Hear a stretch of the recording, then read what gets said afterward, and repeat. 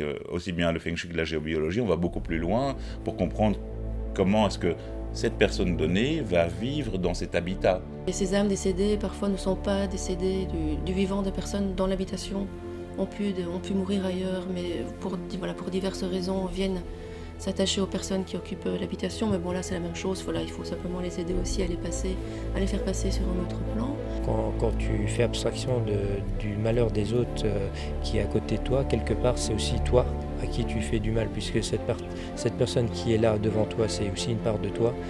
L'humain s'est coupé de son intuition, mais les animaux, ils sont en plein dedans, donc ils captent des choses que nous avons perdues, mais que nous sommes en train de retrouver. Dans l'au-delà, eh bien, la forme de communication entre les êtres humains et les animaux, elle est pareille.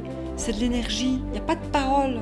Et donc moi j'impose plus cette conversation à des gens que je sens qui sont dans des énergies basses, tu vois, et une fréquence qui est basse, qui est malheureusement, qui ne permet pas, quand on est là, on ne voit pas plus grand que ça, et on est vraiment même embêté, et ça nous met en colère d'entendre d'autres messages qui sont faits dans l'amour.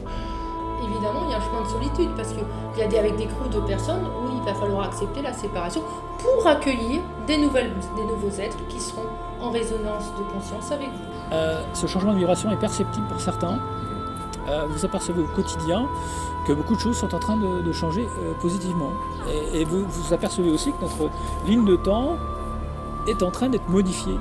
On peut faire dévier la ligne du temps, soit en positif, soit en négatif.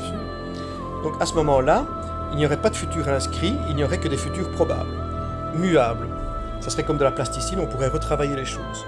Donc le message que moi je voudrais dire à chacun, c'est de se retravailler d'abord soi-même, de retravailler sur l'extérieur, de retravailler sur le monde, pour construire le monde futur le plus positif possible.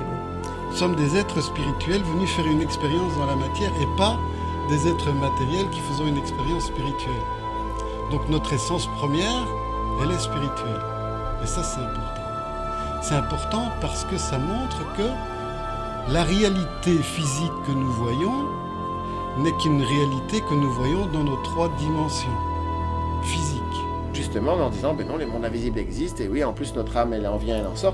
Mais même, on pourrait même imaginer une spiritualité où on ne croit même pas dans que l'âme survit après, mais de comprendre qu'il y a cette dimension énergétique de la vie. Et comme les Occidentaux ne font pas ça, ben, le principe est simple. L'énergie qu'il y a dans les pays occidentaux, elle est sale, elle est de plus en plus gluante. On ne se rend pas compte à quel point le monde est différent de celui que l'on voit.